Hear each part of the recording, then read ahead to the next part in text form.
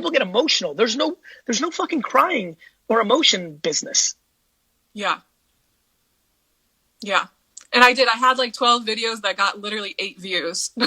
So if I had stopped, I wouldn't have had any success. That's right. Okay, another quick question. So I had an idea to do Instagram lives with my followers one-on-one, basically like this, but teaching them digital art on their iPads. And I have a business mentor, and they kind of kiboshed it. They're like, no, you need to charge. You need to charge for that. Like doing maybe like a 20 to 30 minute session. Your business mentor is a salesperson. Okay. I am a marketer and brander. Mm-hmm.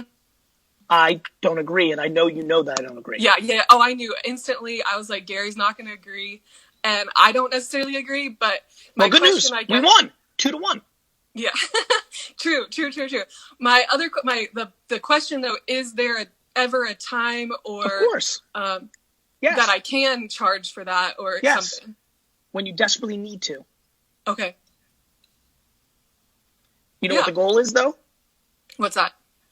To never desperately need to. Yeah. I don't desperately need to. I wanted to do it to create by the way, community. do you know what's going to happen? You're going to build a fucking community that's going to buy your other shit. Okay. Your business mentor is transactional.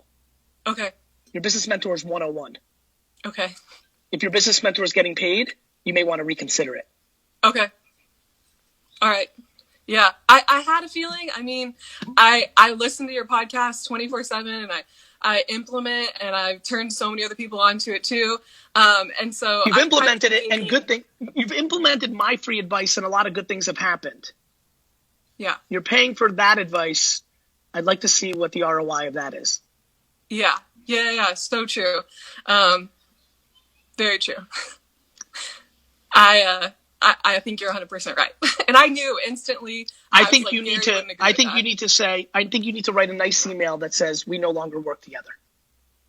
Okay. That's my intuition. I could be wrong. Maybe she or he's bringing a lot of value, but if I heard everything you just said, which is you're selling things from exposure, I would never charge transactional $29 for fucking. Okay. All right. Right on. Talk to you. Thank you so much, Gary. See ya. Business mentor's my fucking dick. Let's keep it going.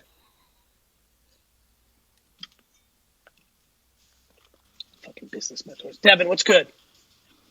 Hey, Gary. Thanks for having me. How you doing? Gotcha. Really good. Hey, so before I get to my question, just want to give you a quick background on where I'm coming from. So about 4 years ago, I quit my full-time job to start my own business, and I built that business up for the last 3.5 years and ended up selling it about 6 months ago. When I started the business, I was just all about speed. What works, what doesn't. So we did a lot of like A/B testing. We tried direct marketing, direct sales, and I have a sales background.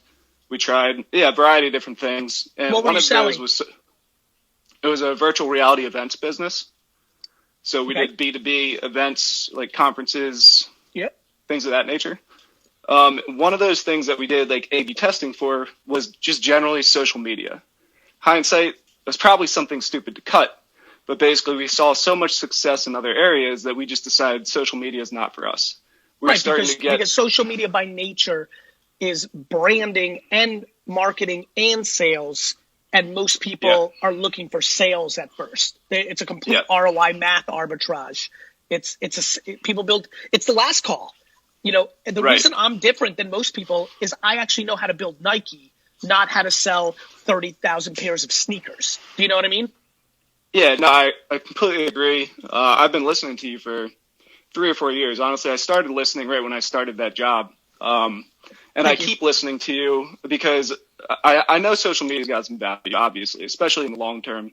But what I really like listening to you about is your passion, your authenticity, everything about like knowing who you are. So that's a lot of what I've been absorbing. So I sold my business about 6 months ago because I had more or less like not a change in passion. I was never passionate about that business, but I just wanted to start doing something. It was just time. Yeah, I wanted to start doing something I was passionate about. Good for you. So I sold that, and now I started a new business, which we just launched a few weeks ago. It's Sun Protective Apparel. So I had I like a few that. changes in my life last year where I got married. So that was a big life change. But then I was also diagnosed with melanoma skin cancer, which fortunately was removed. But I'm athletic. I did college track and field. I'm a CrossFit coach, big into the fitness community. I'm always outdoors working out. And there was no shirts that could actually protect me from UV. So like that was like the market need I found. So I'm launching my own product, which fits that need. There's no better business on earth than when someone scratches their own itch.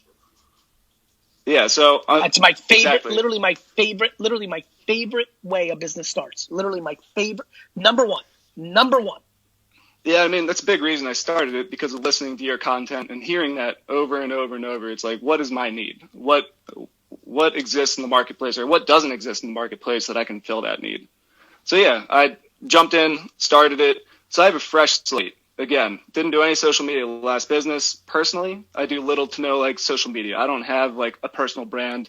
It's really just a way for like, I use social media strategically to reach out to decision makers on Instagram, use that messaging sphere, use Twitter, like, but I don't have any personal preference. Yeah. And one thing I'm worried about, if you're using that, are you using it from your personal account or your brand's account? So in the past, I've used it from my brand's account. One of the things that you need to keep in mind is how good that brand or the person shows up is a big factor in the conversion of that outreach. Yep. Like a highly attractive person, boy or girl, is more likely to get the person they're courting when they're out that they think is cute than one that's not. Same with social. If your shit is good on social when you reach out, good things happen at a higher percentage. Yeah. So one thing to think, because you've got you're a salesman, which I love. I am too. I get it. So you've got that part down. What's super important, and you can be very effective with this. Like when you start reaching out to influencers or other people, if your brand's showing up proper when they look at who DM them, they're more likely to do something with you at a better cost, whether that's free or a discount. If you look like shit, or if you're not playing the game right, they're going to charge you twice. You can see how the economics amortize out very quickly on just I'm sure, because you're a sales brain, you already can see why I just gave you a very good reason that your Instagram and Pinterest and TikTok need to look proper just on the ARB, on the transactional influencer marketing play. Yeah, so that's actually ultimately the question I had for you. So basically, I have two blank slates. I have my business, I have my personal. I want to deliver all the content. So just start both. So is it more effective to do 4 hours every single day of my business, or like 2 and 2? If I only have, let's say I only have 4 hours, is it more effective to dive? Help me with that part. We'll get to the other part. It could change day by day, but yeah, I'm starting a new apparel business. I mean, just the process of getting operations set up, sales. I see. You're talking about 4 hours of marketing, not 4 hours a day. 4 hours available to dedicate to marketing. And that's amazing. Presence. First of all, that's amazing. You went from putting me in a bad mood to in a great mood. You know what I would do? Not overthink it. Go with the flow. Being a personal brand is tricky. It might not be in your DNA. You might be self-conscious. You're like, what do I fucking say? Please look into the content pyramid I put out and watch the video of document, don't create. Like, get that into your brain. Here's the answer. 1 day, 30 minutes personal brand, 3.5 hours brand. 1 day, 5 days in a row, 4 hours personal brand. Then for 2.5, people think there's a blueprint. There isn't. It's a net game. I'm not, I want you to taste both at enough scale that one or two emerge. But look, a cancer survivor is inspirational, period. That is an emotionally fuck, man, and you can help a lot of people. Fuck selling shit. Like, you're going to help some kids. Yep. You're Yeah, going to help a 16, right? You're going to help a 16-year-old, It's bigger than me. It is bigger than you. So you've got to do the personal brand, but the apparel brand will be able to scale you when you hire two people. So the answer is both. Both. And don't overjudge yourself on the strategy up front. There is no right answer. It's just let it flow. Whatever you're fucking feeling, let it flow. And when you don't feel it, just like you didn't feel the fucking VR business anymore, switch it. So you get a little burnt out of doing personal shit, And you go hard, boom, boom, boom, boom, boom. You know, that's why I love having a ton of shit. Sometimes I'm flowing on Empathy Wines. Sometimes I'm flowing on Wine Text. Sometimes I'm flowing Vayner. And then Vayner-X has like fucking launched Vayner Commerce this week. Like, you know, I just can't stop launching businesses because I need flow. I need flow. Yeah. Congrats on Vayner Commerce, by the way. I was bro. reading up about that yesterday. It's awesome. Thank you. All right, bro. Wish you well. All right. Appreciate you. Take care, Dad. Thanks. Flow. Flow. It's really cool. Really cool business. I like where he's going. I'm really rooting for him. And his Saints signed Juwan Johnson, one of our Vayner Sports most exciting rookies this year. So, Dustin, you okay over there? A little slow on the trigger. Well, I always like to wait till you finish your sentence. Thank you, sir. Thank you. I'm ready. Hi. Hi, Marianne. I met you in 2009, and I apologize because it took me way too long to listen to you. Well, listen, I'm glad you're here. Thank you. So I've been going through jab, jab, jab, right hook on the southpaw. So I guess for me, it's really a left hook. And I understand on page 13, you talk about that magic blueprint that everybody wants to know when it's time for the right hook. And I understand that that doesn't exist. So my question is, what are the indicators that you look for of knowing when it's time to throw that hook? It's less about the indicators from the audience. It's more about the indicators in my real life. Like when Empathy Wines was done being made and it was time to sell, it was time to throw the right hook and announce it. You know, when Wine Text was invented, then went 3 months and I felt it was perfected, then it was the time to right hook. So it's less about you feel like your audience is there. It's more about the necessity to throw the right hook. Mm-hmm. There's never a bad time to throw a right hook.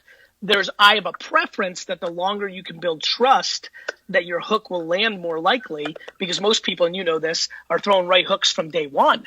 Yeah. But I would say that the indicator to when is more predicated on the business, whether it's a financial need. I mean, there's some people that need to throw right hooks right now that didn't want to, but their business is struggling in a COVID world. And so I think that I think the right hook is predicated more on your business truth.